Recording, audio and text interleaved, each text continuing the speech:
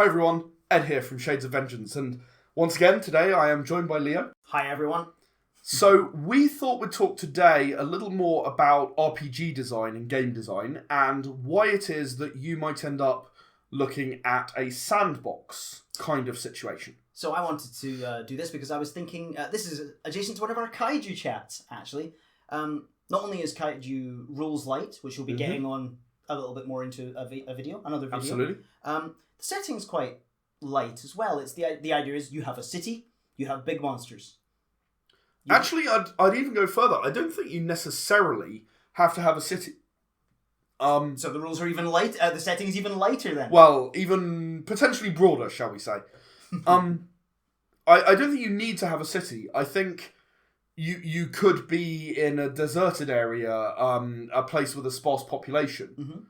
And I think in some ways you'd benefit from that as a kaiju because you're much less likely to run into humanity. Humanity can be a real threat to kaiju, and that's one of the themes of this game.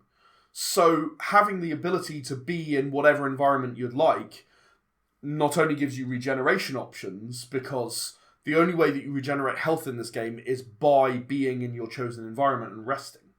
Okay. So if you're not in your chosen environment, you are not regaining health. So on top of that, you can also avoid being too close to human civilization, which can mean, maybe you're on Monster Island. It can mean that you avoid some of those problems that otherwise might occur. Okay, so we've got the what's the right one? I don't want to say power gamer explanation because it's not really the idea of health regen and the mechanical explanation.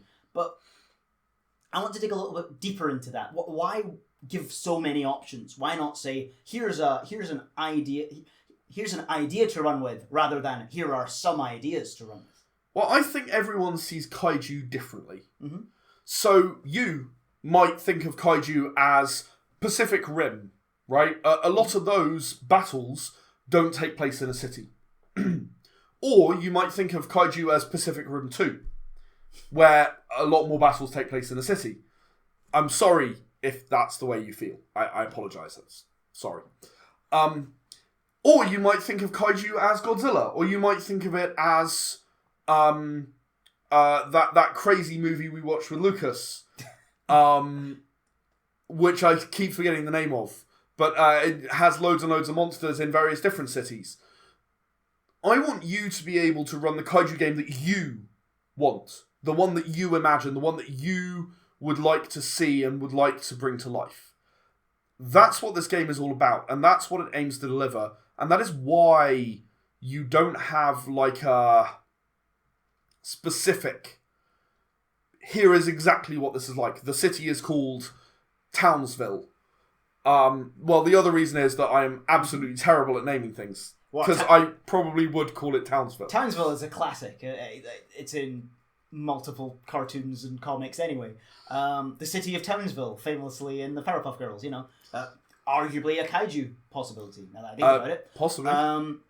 But I'm getting ahead of myself. So you're taking Sandbox to its logical conclusion. Just purely putting... Technically, all RPGs are sandboxes. Yeah, I mean, I was going to say, I don't... I sort of, as a game designer, I sort of reject the idea that there is a conclusion to Sandbox. Sandbox really means I have put walls in this area. This is what it's like. The rules in Kaiju restrict you to being a kaiju. You have to be a kaiju of some description. That's what's statted. You're boxed in there. But is it on this world? Is it on another world? Is humanity a big part of your story? Is it not? Are you on Skull Island, like from Kong Skull Island, where there's almost no humans? Are you in space, like that wacky movie we keep forgetting the name of? Are you in space? Are you in space? Space Kaiju. Power Rangers, the movie, had that space chase bit. Yep. Space chase on the moon, yeah. I think you should be able to do whatever you want. And so, as I say, I sort of reject this idea that there's a conclusion to Sandbox. Sandbox is arbitrary in size based on the game designer's vision for the game, I think. And you might say, right, well, I'm going to make a I'm a big Dune fan. Anyone who knows me knows that I absolutely adore Dune. You could make a Dune role-playing game where you say, right, you have to be on Dune. Right? That is the limit of your sandbox. Putting the sand in Sandbox. Yeah, Thank you. That's why I went there. Of course you did. Or you could write a Dune role-playing game, as recently Modiphius did, where you can have your own planets and make your own great house and make your own whatever it is you want. Mm-hmm. That's a different size sandbox. That's a different focus for your gameplay. But if you are restricted to Dune, you will have a very specific kind of story because that's the only kind of story you can tell. You'll be dodging sandworms and gathering spice and doing all the rest of that. Mm. But if you're able to make your own house, you can bring in some elements of it and ignore Arrakis entirely. Mm-hmm. So that's why when we're thinking of Era Kaiju, we're focusing on monsters that the players can make themselves from the list of powers and suggested environments and all this other stuff, and then everyone can work together with the GM. To be honest, the list of powers is really a practical detail. I would be more than happy for someone to say, oh, Ed, I would really like the ability to... breathe ice. Well, that's already one that's on the list. Okay. But come up with something that I haven't thought of. Oh, I'd really love the ability to X. Now, I've gone through kaiju movies, I've gone through the internet in general, I've found everything that I could think of that a kaiju could want, and that's in the list. There are undoubtedly things that someone could think of that I haven't. And I would welcome that as a GM, and I would encourage any GM to try to deliver it. I think the range of powers that I've given, at the very least, will give you some guidance as to what that might look like, if you aren't able to do it from the actual list. So you could always take inspiration from something that's already there and just tweak it and make it your own. Absolutely.